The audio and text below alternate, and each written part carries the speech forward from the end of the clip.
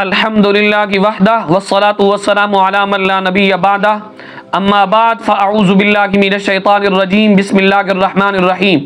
قال اللہ تبارک و تعالی فی القرآن المجید قد افلح من تزکا وذکر اسم ربہ فصلی صدق اللہ العظیم۔ برادران محترم،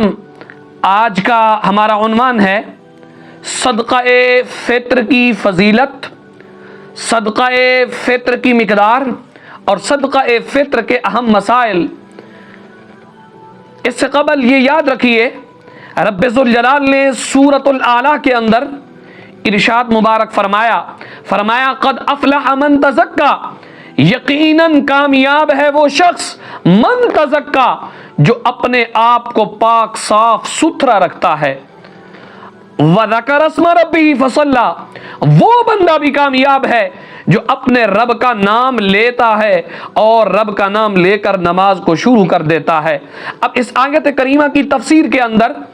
صدر الافاضل علامہ سیدی نعیم الدین مراد آبادی رحمت اللہ تعالی علیہ،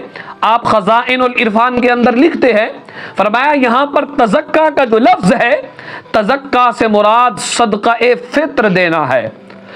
گویا کہ اس آیت کریمہ سے ثابت ہوتا ہے وہ بندہ کامیاب ہے، اس بندے کی زندگی کامیاب ہے، اس بندے کی تہذیب کامیاب ہے، وہ بندہ خوشحال زندگی گزار سکتا ہے جو صدقہ فطر کو ادا کرتا ہے۔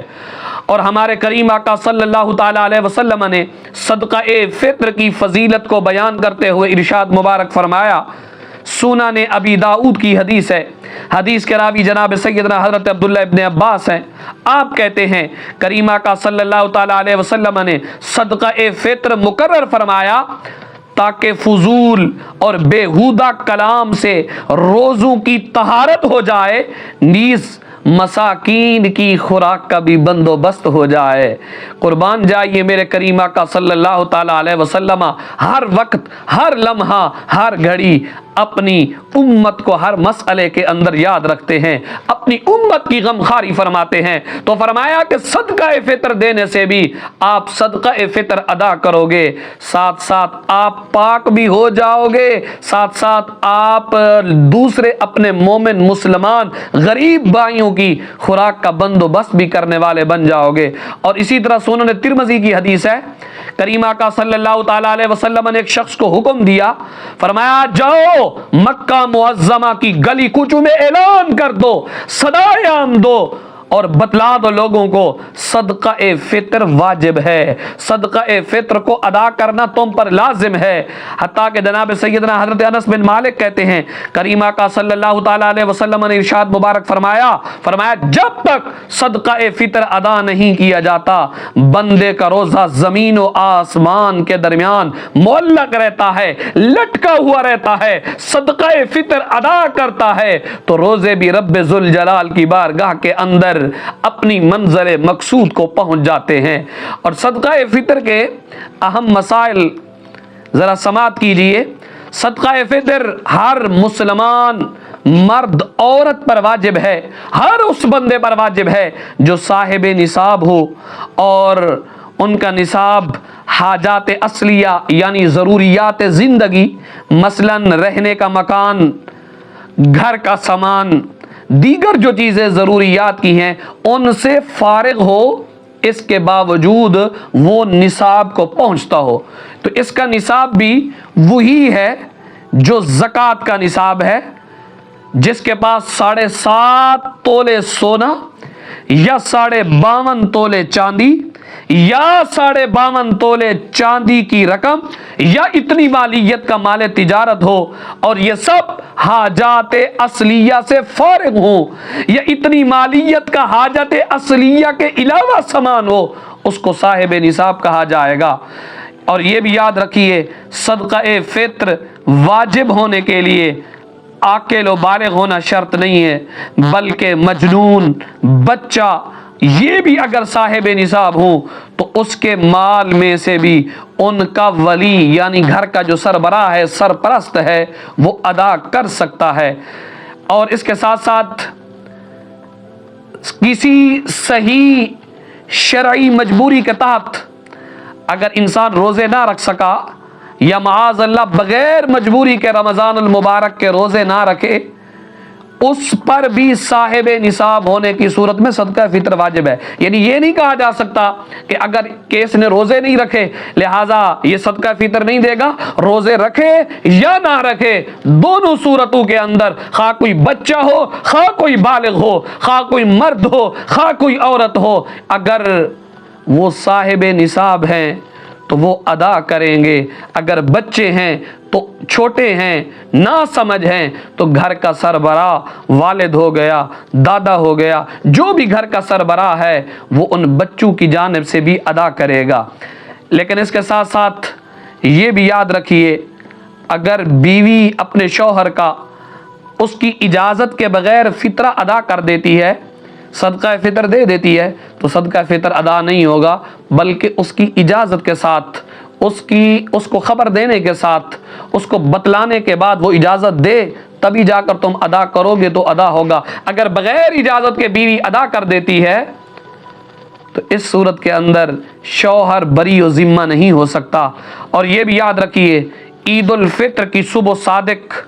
طلوع ہوتے وقت جو صاحب نصاب تھا اس پر صدقہ فطر واجب ہے۔ صدقہ فطر ادا کرنے کا افضل وقت تو یہی ہے کہ عید کو صبح صادق کے بعد عید کی نماز ادا کرنے سے پہلے ادا کر دیا جائے۔ اگر چاند رات ادا کیا جاتا ہے یا چاند رات سے پہلے رمضان المبارک کے اندر ادا کر دیا جاتا ہے تبھی بھی ادا کرنا درست ہے۔ افضل بھی یہی ہے کہ وقت سے عید سے پہلے آپ صدقہ فطر ادا کریں، تاکہ وہ جو آپ کی فطرے کی رقم ہے ان غریب، مسکین، یتیم، بیوہ، مسلمان مرد و عورتوں کے پاس آپ کی رقم وہ جائے گی تو وہ بھی اپنی عید کی خوشیاں منا سکیں گے۔ اس لیے افضل یہی ہے عید کے آنے سے پہلے رمضان المبارک کے آخری عشرے کے اندر ادا کر دیا جائے، تاکہ غریب بھی خوشیوں کے اندر شامل ہو سکیں۔ اور اسی طرح اگر عید کا دن گزر گیا اور فطرہ ادا نہیں کیا تھا تب بھی فطرہ ساقط نہیں ہوگا، بلکہ زندگی کے اندر اسے جب بھی ادا کریں گے وہ ادا ہی ہوگا۔ افضل یہی ہے کہ عید الفطر کی نماز کی ادائیگی سے پہلے فطرانہ ادا کر دیا جائے۔ اور صدقہ فطر کے مصارف وہی ہیں جو زکوٰۃ کے مصارف ہیں۔ جن کو زکوٰۃ دے سکتے ہیں انہیں فطرہ بھی دے سکتے ہیں، فطرانہ اپنا آپ انہیں ادا کر سکتے ہیں۔ اور جن کو زکوٰۃ ادا نہیں کر سکتے، یعنی جن کو زکوٰۃ دینا جائز نہیں ہے، انہیں فطرہ دینا بھی جائز نہیں ہے۔ تو زکوٰۃ کے مصارف قرآن کریم کے اندر رب ذوالجلال نے اس آیت کریمہ کے اندر واضح طور پر بتا دیا۔ فرمایا انما الصدقات للفقراء والمساکین والعاملین علیہا والمؤلفۃ قلوبهم وفی الرقاب والغارمین وفی سبیل اللہ وابن السبیل فریضۃ من اللہ واللہ علیم حکیم۔ یہ فطرانے کے مصارف بھی یہی ہیں۔ صدقہ فطر آپ ان کو ادا کر سکتے ہیں، جو زکوٰۃ کے مصارف کو آپ ادا کر سکتے ہیں وہ انہی لوگوں کو آپ اپنے فطرانے کی رقم بھی ادا کر سکتے ہیں۔ باقی رہی فطرانے کی مقدار کتنی ہونی چاہیے، فطرانہ کس قدر ادا کرنا چاہیے، تو اس کے بارے میں ہر بندہ اپنی استطاعت کے مطابق، اپنی مالی حیثیت کے مطابق ادا کرے۔ اگر اللہ تعالیٰ نے جس کو مال و دولت کی وسعت دی ہے، مال و دولت کی اس کے پاس فراوانی ہے، وہ کشمش سے ادا کرنا چاہتا ہے تو کشمش کی رقم سے ادا کرے، اور اگر وہ گندم کی رقم سے ادا کرنا چاہتا ہے تو گندم کی رقم سے ادا کرے، کیونکہ زیادہ تر لوگ گندم کے اعتبار سے صدقہ فطر دیتے ہیں۔ تو صدقہ فطر اس سال